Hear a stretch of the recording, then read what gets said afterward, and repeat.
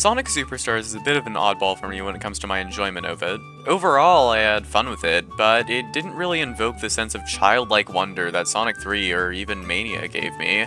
There are a lot of things that play a part with it, like the fact that it has a very different vibe from the classic Sonic games, and that it plays with a lot more complicated topics in its story. Topics that are unfortunately never really explained in great detail. I'm not going to jump to conclusions and say that there's no explanation for any of this, because I'm sure the developers did have something in mind. The only problem is that none of the story is told in a way that can be understood by the player, so that's what I'm going to try and fix today. This video is long overdue, but it's time. How can we make Sonic Superstars' story actually story?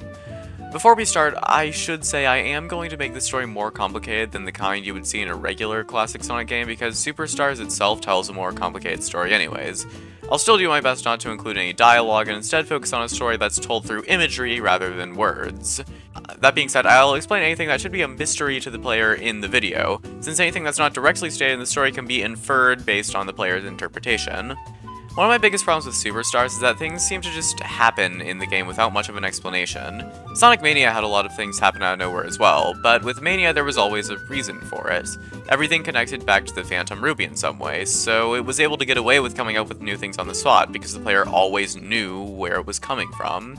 The same can't really be said about Superstars, unfortunately. There's so many things that just sorta happen and we never get a reason why. How can Eggman's Cyber Station change the appearance and movement of the characters? Why does Eggman make a spaceship in the first place? How is Eggman just able to reverse time at the end of the game? Even the very first Sonic games answered questions like this in the game manual, but we really don't get anything about this here. It's really difficult to tell a story without any words like this, but it's not impossible. The first thing we need is some sort of common factor to tie all of these things together. The Phantom Ruby was a very easy outlet for Sonic Mania, since its powers of reality and manipulation allow it to do basically anything that the game needed it to do. That might sound like a bad thing, but it really isn't that horrible in itself. It's okay to have reality-altering powers like this, as long as they come with limitations. Forces did a pretty bad job at conveying what those limitations were, but it's clear that the Phantom Ruby wasn't infinitely powerful, despite the name of the main antagonist. The common factor for Superstars should be pretty obvious for someone who's played it all the way through. Of course, I'm suggesting the Dragon Egg in Speed Jungle. It's barely ever used and is literally the gateway between the final boss and the rest of the game, so it would make a lot of sense if Eggman was using it as a power source in some way. Great, so that's a step in the right direction, but what about the limitations of the egg? Well, I'm thinking that this power revolves around negative chaos energy. I'll touch on that more later in the video. So it's still able to pull a lot of crazy shit, but since the stone itself is no stronger than the Master Emerald, we know it's not unbeatable either. Lastly, I wouldn't have Trip joining forces with Eggman and Fang. The only reason that she helps him in the first place is so the two of them can have a guide, but it's not like Eggman can't study a place to figure out the ins and outs of it on his own. The main reason I'm changing this is because Trip never really helps them at all in the game and does way more for the heroes. So she'll be more of a neutral party in the game, mainly acting to protect the island to prevent Eggman from unintentionally releasing what's in the Dark Stone. Also, Trip won't have her own story either, because I don't like the idea of having to replay an entire game just for a few extra boss fights in a new form. Don't get me wrong, I love the way Trip plays, which is why I will be giving her her own levels across the game as well. I'll go through them as we go, but now that we have it all out of the way, I'm going to go through the game bit by bit and quickly change the story up as is needed. I'm actually going to take a page out of Sonic Game Gear, of all things, to give the game some foundation to the island itself. This way, North Star Island will feel more like an actual island instead of just a strip of land. If you don't know, in Sonic Game Gear, whenever you go between levels, you can see a map of South Island, as well as where you are and where you're going. Here's a poorly drawn map of the North Star Island for comparison. I'm actually not going to change that much for the first area of the game. Obviously, it's the first level, so there doesn't need to be anything super story-heavy in it. The only major thing I would want to change about the first area is that it includes Trip in places in the background of the level. There would even be a few spots where you can see her taking out some badniks if you look in the right places. Other than that, the only change you could come across is something that's not unique to this area and doesn't even have to be encountered here. Each time you get a Chaos Emerald, you come across one of Trip's ancestors, like the ones you can see in the hieroglyphics in Golden Capital. These ancestors will then give you a vision into the past of the North Star Islands. The first vision happens as follows. Trip's people can be seen. They aren't wearing their helmets in this particular vision, and are studying the Chaos Emeralds in the Golden Capital. On the walls of the building are several drawings of Angel Island, as well as the Chow. There are many question marks surrounding them. This is supposed to tell the player that the people of Northstar Island actually visited Angel Island at some point after the Ancient's mutation, but before it settled near the Echidna tribe. At the end of the vision, a purple lizard, similar to Trip, tries to enter the room that their superiors are studying the emeralds in, only to be scolded and turned away. Speed Jungle would have the first of Trip's levels. Her version of the level would be entirely dark, and there would be a black glow that gets more and more overwhelming as the level goes on. There would be a few instances where she gets chased by Fang, but these chase scenes can be cut short with well-timed blows to his face. The level ends with Trip entering a monument similar to Stonehenge that surrounds the dragon egg. Fang then appears and steals it. Trip tries to stop Fang, but he's much too fast. As soon as the egg leaves the screen, the darkness in the forest begins to lift. As Trip sits there wondering what to do, she can see Sonic and his friends zip by in the background. When you get the second Chaos Emerald, you get another vision. In this vision, a town on the North Star Island is under attack from a giant sea monster. Some of the citizens try to retaliate, but they're too disorganized, and aren't able to figure out a good way to defeat the threat. Then, another one of Trip's ancestors appear, but this one has the Chaos Emeralds in her hands. They become a golden dragon, similar to Trip's super form, and are able to drive the sea monster back. The purple lizard, who for consistency I'll name Drip, looks at this in awe before the vision fades out. The Sky Temple also has a level with Trip in it. In this level, the gimmick is bombs. Fang has planted a bunch of bombs all over the area, and it's your job to be able to spot them and not accidentally step on them while playing. The level also takes place inside for the most part, and as you go through the level more, you can see that it's actually decorated. Pictures of Trip and her parents can be seen on the walls. It looks very homely overall. When you get to the wall, you're treated to a pretty heartbreaking cutscene where Fang steals a necklace containing a glowing yellow gemstone. Trip tries to stop him, but Fang hits her with his court gun and flies off.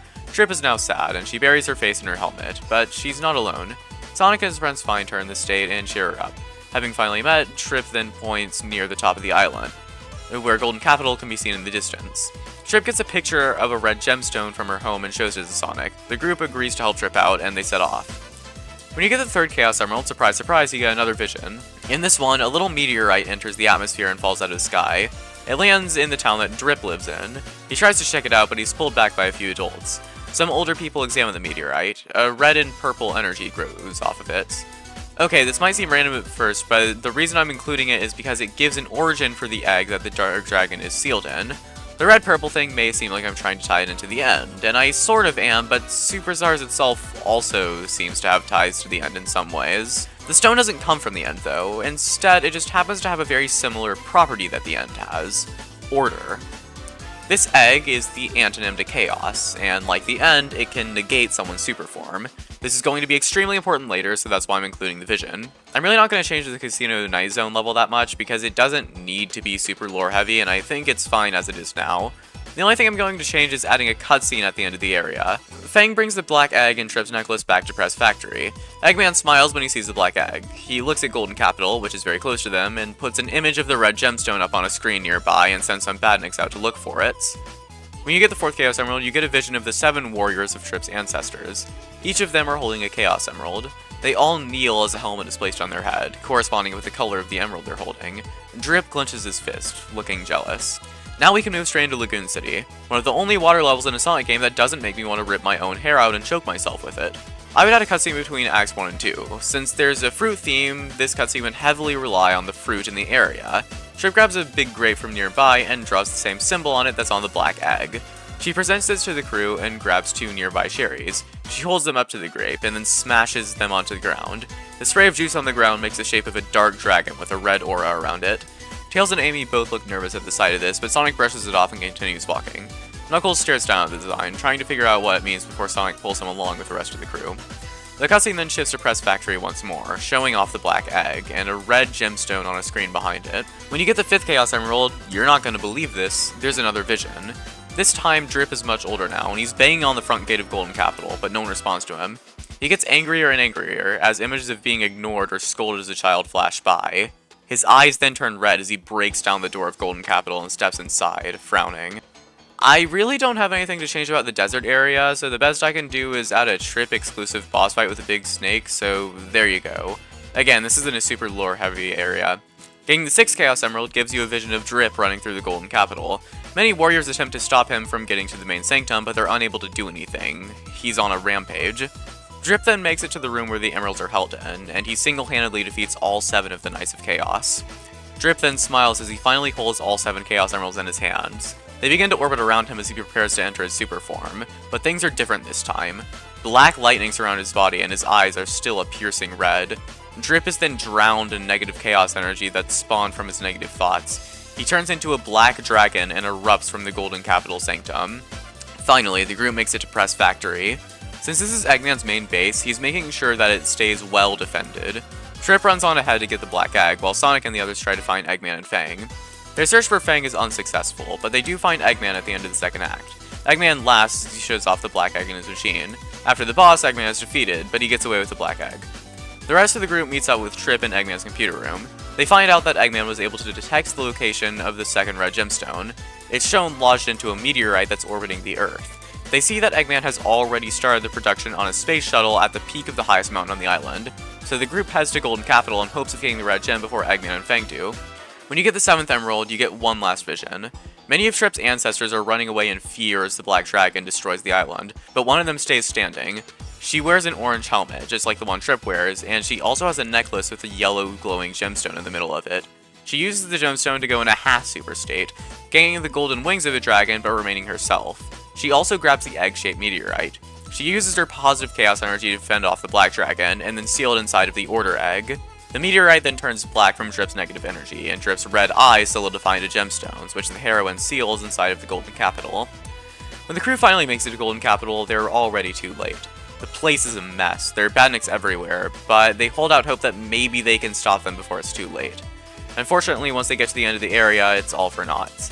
They make it into the room that the red gemstone was sealed in, but it's already gone. Fang meets the crew and snickers at them for their bad luck.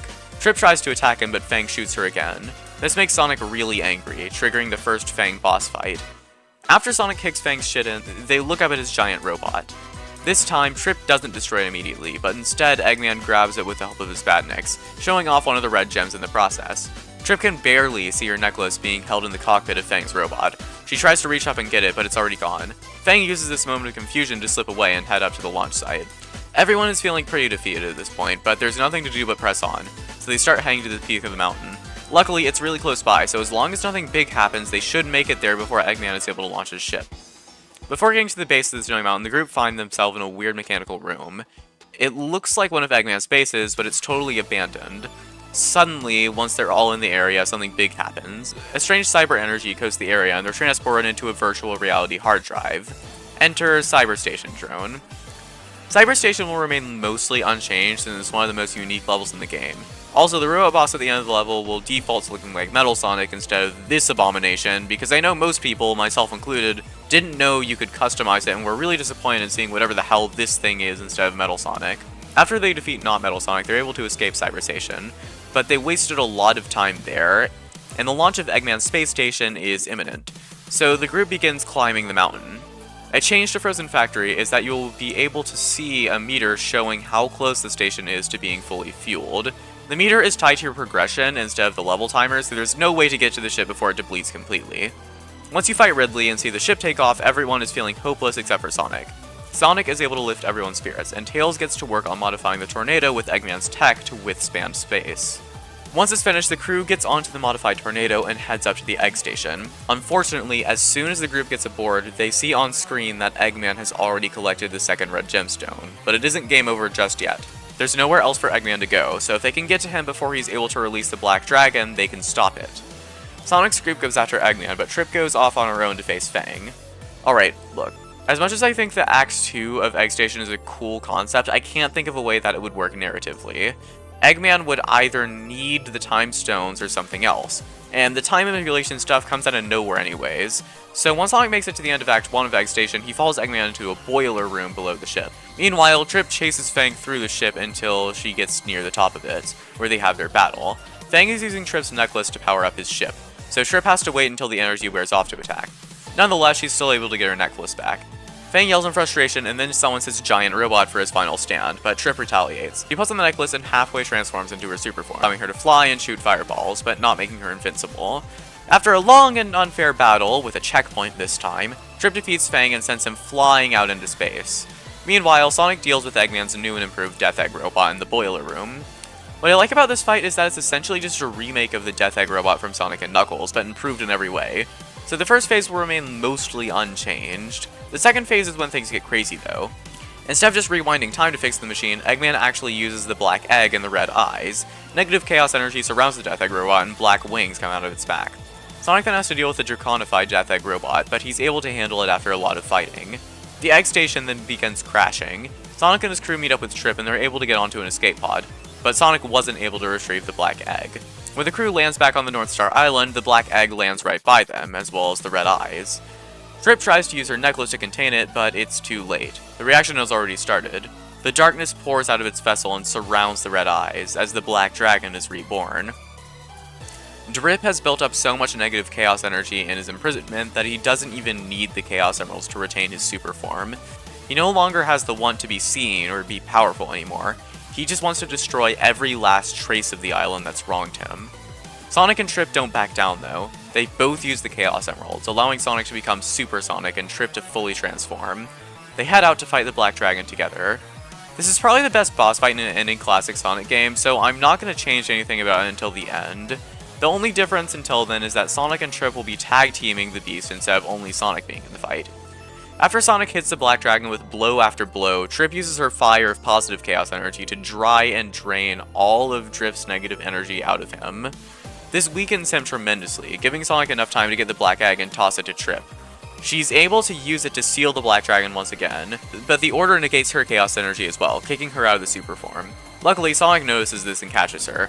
Trip then tosses the Black Egg into the ocean, where it can never be reunited with the red eyes again. She then looks down at her necklace and thanks her family. Sonic then gives Trip a thumbs up before he and his crew leave the island. And yeah, that's it. It's been a while since I've done one of these, but I had a blast making it, and I hope you liked watching it. I'll be uploading more stuff whenever I feel like it, so be on the lookout for that. Until then, see ya!